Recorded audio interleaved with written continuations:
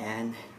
Ang 3 words na mag-describe ng experience ko sa PBB Online House ay exciting, stressful, and meaningful.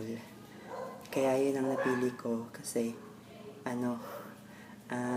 exciting kasi maraming new friends, maraming mga tasks ko yan na first time kong gawin at di ko akalain magagawa ko. And stressful kasi madami ding nakakaaway, hindi nakasundo, ganun. And may mga times na naghahabol sa task pero nasa loob ng klase and may ginagawa, may family activities, ganun. So, kailangan i-prioritize. And meaningful kasi marami akong natutunan hindi lang sa positive experiences kundi sa kabuuan ng experiences ko sa loob ng bahay ni Kuya.